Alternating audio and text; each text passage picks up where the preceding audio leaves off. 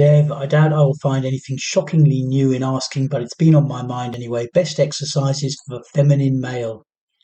Saw the old video, but wonder what you've discovered since. I really feel like I broke through it temporarily when I did a 3 day retreat of 35-minute belly breathing, but it seems to require constant attention.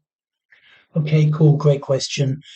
How I think about these things these days is more in the terms of like alchemy actually and cybernetics, where you have this kind of concept in alchemy like the red king and the white queen.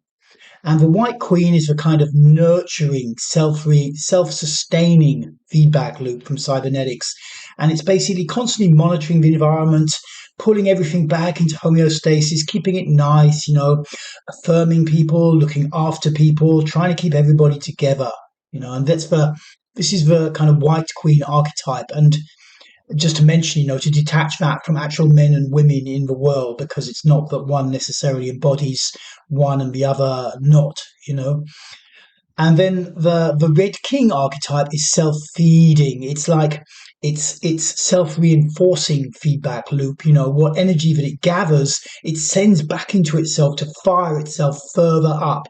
It's pushing outwards. It's driving forwards out into the world, and it's not functioning from like a plan in the mind. It's feeding itself on its energy, and it's just moving out into the world. And that is like a very scary but very attractive to most people archetype as well. So those are the two kind of archetypes, and for most people in reality they're stretched between them. Typically people, and it must be said, typically men in their 20s move towards the red king. There's a point where generally their fear level is kind of lower, and they're just excited by this idea of something which just feeds itself and drives them forwards, not thinking so much, getting new experience, challenging themselves, going out into the world, unscripted, basically, just self-feeding and keep on going. Women have it as well. It's not just a purely a male thing, but in today's world, which has become a lot more feminine, I think, in the last 10 years, then it's very, very scary to try and embody this energy, because you don't know where it's going to lead, and nor does anybody else.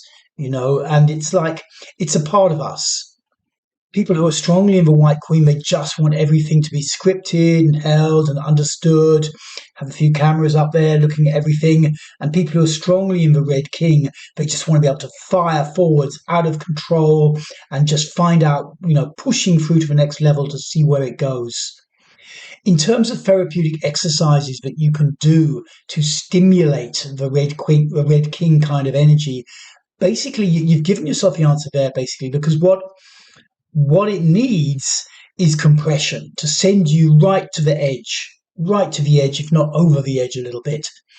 Which, if you pick an exercise like this 35 intense belly breathing workout, and say you just decided, right, I'm going to do it every 4 hours for the next 72 hours, pretty soon, or certainly at some point, your mind is going to be like a whole list of 35 reasons why you should stop.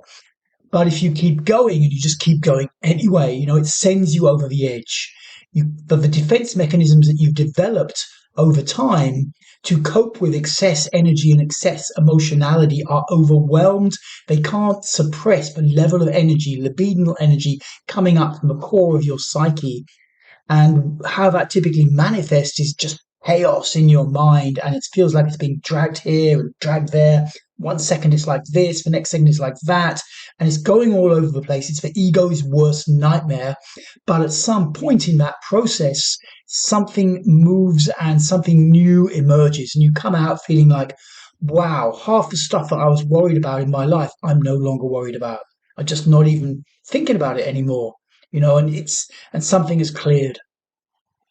And this, I often hear this from clients when they're given more intense exercises that they have to do, male or female. There's absolutely no difference in that as far as I'm aware.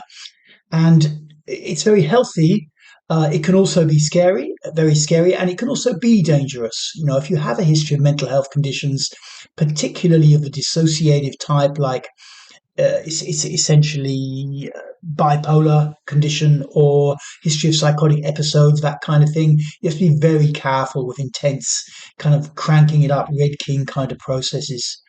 But if you want to find yourself on that level, you won't be able to do it by thinking. You won't be able to do it by reading. You can forget about all the books about how to be the superior man, whoever that guy was or whatever. You can forget about all that stuff. You have to just put yourself under compression and keep driving towards the edge. So this self-reinforcing feedback loop, the energy you get, you pump back into yourself inside and you keep on moving like that. Okay, I hope that answer helps, and thank you very much for that question. Great question.